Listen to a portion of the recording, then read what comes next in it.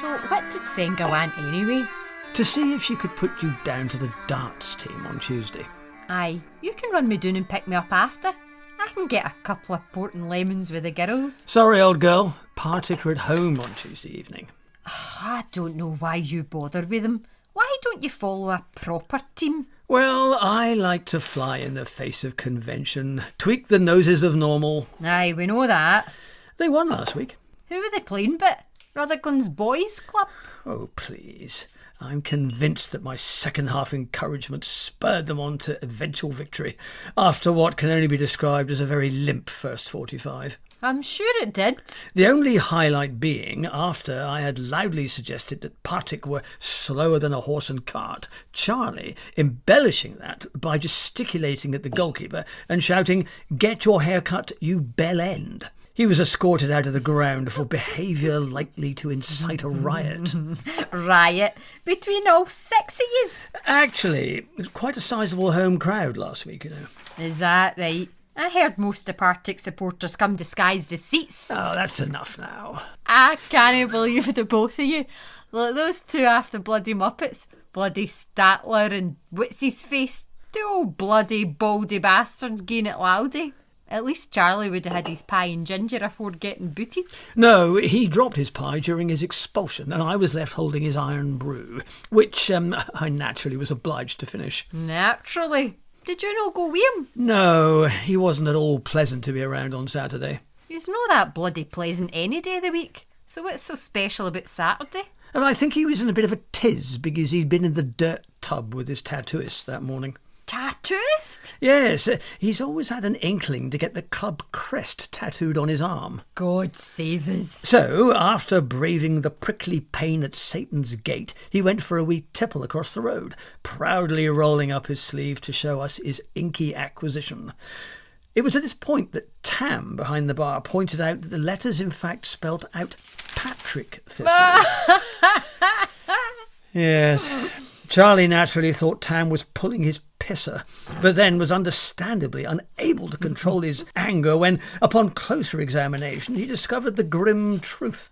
The tattoo did in fact proclaim that he was a lifelong supporter of Patrick Thistle, shining like an indelible beacon of misery on his withered bicep, with only the prospect of years of agonising laser removal surgery beckoning. Or a plaster.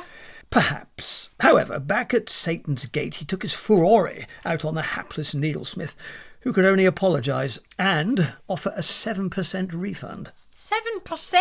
Yes. Well, you see, he reckoned that there were 14 letters in Partick Thistle, and but he'd only got one wrong, and that amounted to roughly 7%. Bloody cheek. You're telling me. Charlie, though, not being the walloper some make him out to be, pointed out that because there were 2 letters the wrong way round, he should in fact get double the refund and cunningly negotiated 14%. No flies in Charlie, eh? No, ever wily. If it had been me, I would have taken that boy's tattoo gun and rammed it where the sun don't shine. Really? A bit extreme, old girl. Aye, right. But probably the best place if the boy can't do better with it than that. Well, you see, seemingly it wasn't entirely the tattooist's fault. Oh, aye? Yes, he wasn't exactly feeling the full shilling that morning. He'd been at a party the night before and some prankster had spiked his drink with Buck's Fizz wine or something. Buck fast, ya bam pot. That's the one. Perhaps Charlie boy's learnt his lesson now, eh? Getting daft football tattoos at his bloody age. So you'll be getting home after me then? Well, we'll no doubt go for a couple of light refreshments after, yes. And Charlie's still drowning his sorrows after his tattoo debacle. We'll mind and stay awake in the bus. Oh, as if. Oh, aye. As if. 3 bloody times it went past the house. 3 times. It's been a long day. My arse. You were plain pished. Gave Stella the fright of her life when she opened her front door. She'd never seen a man asleep standing up afore. I was merely resting between landings. Took the 2's to cart you up the last set of steps. There was no need. Aye, right enough. Next time we'll leave you for the posted to shift. Anyway, I don't know why that blasted bus driver didn't wake me up. Well, big Dougie didn't want to spoil the fun, did he? Fun? I don't think so. The number of times my head bounced off that bloody window, I had bruises for weeks. Well, seemingly it's a regular event. Meaning? Well, pish folk fall asleep in the bus all the time, and Doogie had a tenner on how many times you'd go round the route. What? Well, you mean he knew where my stop was and never woke me up? Gleefully watching me go round and round like a bloody hamster in his route master wheel.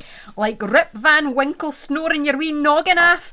Big slavers down your front like a giant slug had crawled up your tank top. Please. Then you woke up and got off the stop before the one you got on at. Then get a taxi home. Again, why didn't Doogie stop me? Well, you see, there's this wee side bet and all. Seemingly, the first thing most folk do when they wake up is get off. Doogie didn't think you'd be daft enough and lost his money when you did.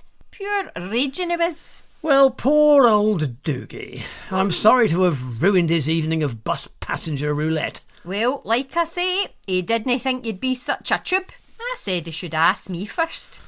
What you like? Hungry. When's dinner anyway? Tea! Dad's coming round mind. Oh, God, don't remind me. Don't be like that. He likes you. Does he? He's got a funny way of showing it. Just don't put your size 9s in it again with the bloody football howlers. That wasn't my fault last time. It was because I'd brought Rupert with me. Aye, Rupert by name and Rupert by trousers. Fuck me.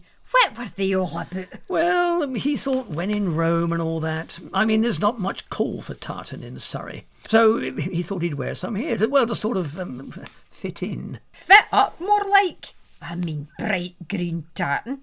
Who's ever seen that? And my dad certainly didn't want to. He's got blue astro for grass. Oh, such a fuss. And Rupert asking him if when Rangers play away, does my dad go and watch Celtic instead? Because both teams are for Glasgow. I know. He about exploded. I'll stay well away from football. Anywho, when he's no been tormented by your old university friends, he does actually think you're alright. Praise indeed. Aye, this Hen Brown character who, if he turned sideways and stuck his tongue out, would pass for a zip. Yes. You see what I mean? Always the banter.